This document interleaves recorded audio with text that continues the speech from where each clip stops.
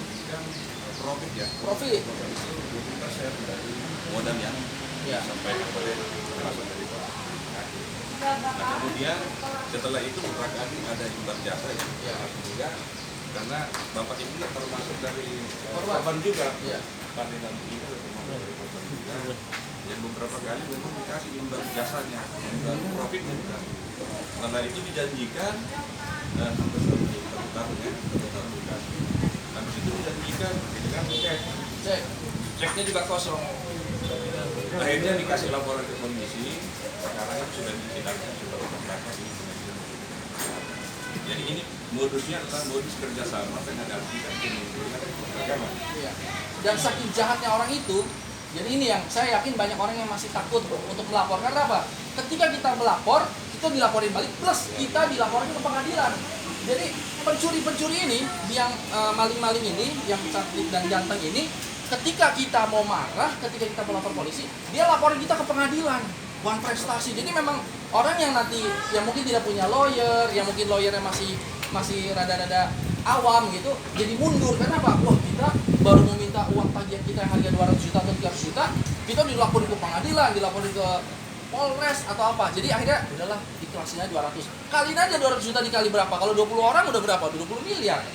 Jadi maksud saya, ini memang sengaja saya gebor-geborkan dengan semangat 45 bahwa pasti insya Allah banyak orang-orang yang tertipu yang mungkin nominalnya nggak miliaran, yang misalnya cuma nominalnya 300 juta, itu kan nanggung tuh mau lapor hidup singkat mati tak mau Pak, karena nanti dilaporin ke pengadilan, dilaporin sama malingnya, dilaporin. Ini hebatnya.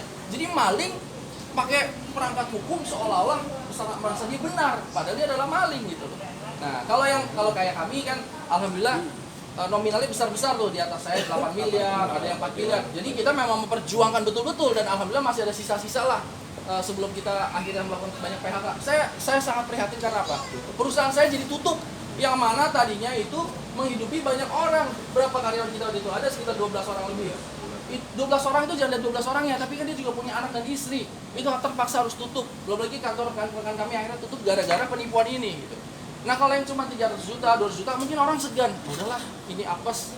Udahlah, ini mungkin tagihan mandek atau kredit macet atau apapun namanya. Nah, ini menjadi perhatian khususnya untuk penyelenggara negara, baik di yudikatif, legislatif ataupun eksekutif, bahwa banyak orang-orang yang memanfaatkan jabatannya, oknum-oknum yang memanfaatkan seragamnya, memanfaatkan gedung-gedung pemerintahan yang ada di uang rakyat, tapi dipakai untuk hal seperti ini. Kira-kira seperti itu. Uangnya terus gimana kata Dini sendiri? Jadi uang itu Dini sendiri mengatakan bahwa sampai saat ini sengaja menurut lawyernya. Bahkan Dini sendiri minta masih waktu untuk mau negosiasi. Alasannya bahwa dia punya bukti yang sifatnya akan menguntungkan dia pribadi. Saya mengatakan dia ini bahwa dirimu saat ini bisa dinyatakan sebagai tersangka dan terdakwa. Tapi kalau misalkan pembuktian, kita tunggu aja di pengadilan. Karena kenapa? Domain kita bukan untuk mengadili orang, tapi domain kita untuk mencari keadilan itu sendiri. Nah, sekarang kan keadilan itu kan lagi diupayakan di pengadilan.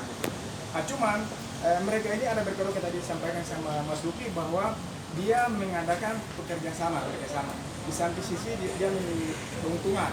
Keuntungan itu nanti di situ ketika hasilnya sudah sedikit gede, dia ada sifat perbuatan curang itu. Dia menipu dan dia menggelapkan gitu. Namun dia berstrategi lagi, kalau kita pelajari bahwa dia mencoba membayar sebagian, waktu itu dia bayar 100 juta. Nah, ketika 100 juta itu berhasil, dia beralibi bahwa saya dalam keadaan seperti apalah, katakan seperti itu. Nah, tiba-tiba dia mengajukan gugatan. Gugatan itu yang sifatnya bahwa sifatnya kita uang prestasi. Karena kenapa? Itu dia sudah bayar 100 juta. Nah, disinilah kalau kita media kita telah bahwa ini bagian daripada modus gitu. Mengalihkan dari pidana seolah menjadi perdata. Tapi dia lupa kalau dia berikan cek, kita melapor dengan cek itu, artinya dia dengan rangkaian kata-kata palsunya, dengan tipu muslihatnya, ya kan, dengan jabatan dia mengeluarkan cek itu, kalau nggak salah 7 cek dan itu kosong semua. Bodong. Dan kita alasannya dia lagi bahwa karena waktu itu Anda tidak mencabut laporan di Polda. Bahkan dia bilang bahwa karena waktu itu tidak SP3.